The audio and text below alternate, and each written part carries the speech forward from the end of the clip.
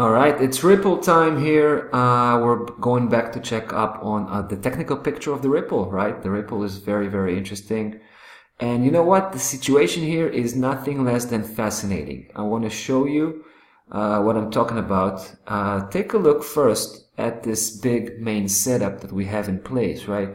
Because that setup represents this very young sideways movement, not established yet, but already consists of two legs. Now the second leg was doing everything we hoped for by signaling the validity of this setup, right? It just touched base really nicely on the very lowest level and started to turn around.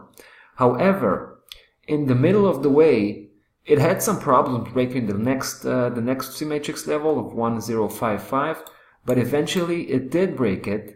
But it wasn't successful accumulating a positive momentum at this point, but rather went for another dip. Now here's where the situation becomes really fascinating. I'm going to go and close up just on this section, right? And I'm going to show you that actually what we have here is a dual time frame C-matrix setup, right? We have a big one that you can see here, and I'm going to show you another one right here, and I'm also going to show you that where the Ripple is trading right now is a critical point. All right, now let me take you to that analysis. So I'm going to take this setup and I'm going to apply it only on this local trading range that I was mentioning, I was talking about. Take a look at that. So in this local sideways movement, we have the first leg going down, second leg going up, third leg going down, and you can see what's going on here, right? It went for the fourth leg, but it failed, and instead it went for another dip. But guess what? It touched down exactly on the spot of the lowest, the last level of defense here, the lowest C-matrix level of this setup, which is 0.81. So we have a combination, quite rare combination of two C-matrix setups coming from different time frames, different scales. So the short one, the smaller one, you can see what it means, right? You can see what it tries to suggest. It tries to suggest that we are in the very lowest level possible, right before another upside leg is about to come.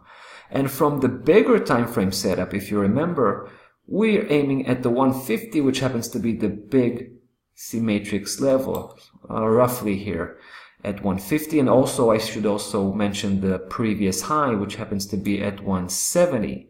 So I think we got both setups in line, right? And that's exactly what we want to have. So this may actually be the very lowest level that the Ripple is going to hit. And I want to have, a normal reservation at this point. Obviously, if the Ripple is going to break that 0.81 here, with a clear break, with a close below that key level, then obviously we're going to have to reanalyze the situation, because at that point price will actually be more likely to grind further south. All right, but right now you can see that this level is holding, and I think it's going to hold. I think it's a strong support, even though it's just a local one. But if you add that up to the whole technical picture, it does look really good on the upside. Price is very cheap, and it just hits this formidable support level. Should be interesting to follow up. That's exactly what we'll do. In the meantime, we'll say goodbye, and we'll see you tomorrow. Bye-bye.